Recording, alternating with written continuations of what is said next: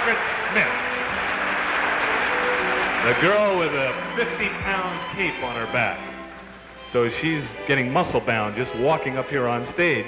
She wants to be a singer, and coming from Memphis, I bet you're a country girl, a country singer. No, I'm not. I hate country music. You're kidding. No, I hate it. Why? I just hate it. It's just, well, it's all right. It's good to listen to, but I like jazz and popular music. And of course, well, I shouldn't have said it's just country because Memphis is the home of Elvis Presley, isn't it? Yes, rock and roll singer. Yeah, do you know Elvis? Yes, well, I don't know him personally, but when he's home, all the people in Memphis are around his gates and climbing the walls and everything. Have you ever climbed his walls? No, but I'd like to. All right, thank you. Miss Tennessee, ladies and gentlemen. Miss Washington is Susan Hyde, and we're talking about big families here with Miss Ohio. You have 5 sisters, is that right? Yes, I do. Uh-huh. And how does your father feel about that? Well, my father can't communicate too well with a house full of women, so he talks to the dog. Well, what if he... Let's imagine for a moment that he has a message for one of the girls. What does he do then? Well, he'll talk to the dog for a few minutes, and then the dog will relay it to us. Oh, that's great. You have a lot of imagination, Miss Washington. What, well, I assume it's imagination, don't you? What's going on out there in that state? But, Miss Washington, what I started to ask, what do you want to do with your life after you get out of school? I want to be a first-grade teacher. Why a first-grade teacher? Because high school kids are too smart-alecky. What that thing would have said and told me that. In college? Yes. Yeah, so you're just out of high school. Yes. All right, well, you go out with the other smart Alex out there. 3 cards left, take 1. On that card it says, you've been very successful so far in the Miss USA pageant. What is your own personal definition of success? Success to me is to be content with yourself, to know you've done your best, and when you've done your best, then you'll be successful. Thank you, Miss Virginia.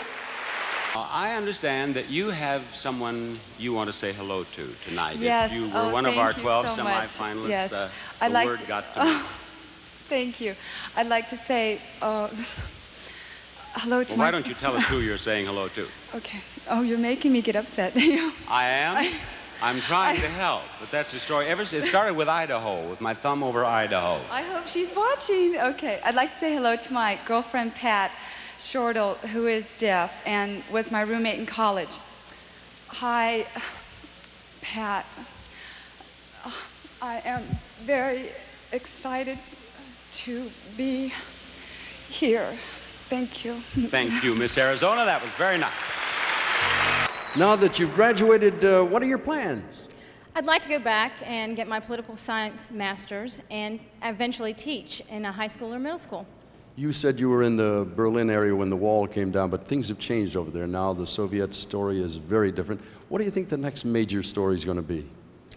I hope it's the environment, and I think that we really need to look at this issue. We have a huge hole in our ozone, and that's the basis of life right there. So I hope it is the environment. I want to ask you about that wall coming down. Was that an impressive occasion? Oh, was it ever? Did you save a piece of it? You better believe it. I have 4 pieces, all with graffiti on them. Where do you keep them? Well, they're in this bottom drawer, and they're wrapped in tissue paper, and then they're in a box, so they're protected. Valuable piece of history. Would you step over here for our judges, please? And this comes from Tennessee. The timing's great. Do you feel that a woman is not fulfilled until she is a mother, and why? Most definitely not. I think that women today, whatever they choose to do, is people define success in their own way. And some choose to get married and have children. Others choose to go to college and have a career. And I think that it depends on what that person's goals are and what they're striving for in life that makes them successful. Thank you, Alabama. Now, when you were younger, you had a speech impediment that made you very self-conscious. How has competing in pageants helped you gain confidence? Well, right now I have to have confidence to speak in front of live television. Yeah. So it's made you have to speak in public, and I've actually learned that I actually enjoy it. So it's definitely made me a better person overall. Well, thank you very much. Okay. Judge number 3, Tara Connor, your question, please. Hello. Hello. So this month, the oral birth control pill marked its 50th anniversary.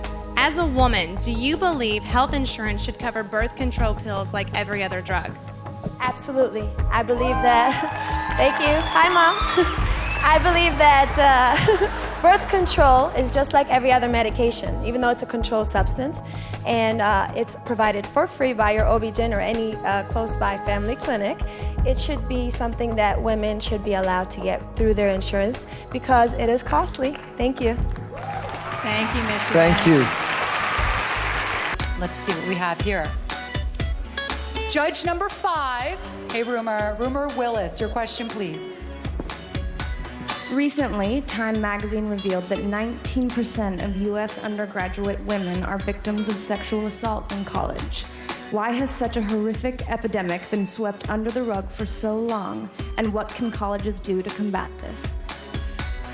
I believe that some colleges may potentially be afraid of having a bad reputation, and that would be a reason that it could be swept under the rug because they don't want that to come out into the public. But I think more awareness is very important so women can learn how to protect themselves. Myself, as a 4th degree black belt, I've learned from a young age that you need to be confident and being able to defend yourself, and I think that's something that we should start to really implement for a lot of women. Social media allows us to share every aspect of our lives, but it can also cause us to be hyper aware of how we measure up to others. Do you feel that social media is ultimately positive or negative? With social media, I believe it has given us so much power in this world, but with great power comes great responsibility. And I've seen both ends of social media. For me, it has been one of the most empowering experiences because I've met so many empowered women. But at the same time, I've also been a victim of cyberbullying, like many of the contestants with me standing on this stage. Social media is, again, a privilege. It's something that you have to be careful of. You can't just say anything just because you're anonymous.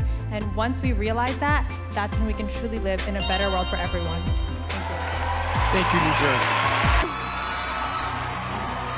All right, North Carolina, your question comes from Massachusetts. Congratulations, Chesley. Thank you. So your question is, for the past 2 years, the hashtag #MeToo and hashtag Time's Up have dominated our national conversation. However, some believe it has only deepened the divide between men and women. Have these movements gone too far? I don't think these movements have gone too far. What Me Too and Time's Up are about are making sure that we foster safe and inclusive workplaces in our country. As an attorney, that's exactly what I want to hear, and that's exactly what I want for this country. I think they're good movements. Thank you, North Carolina.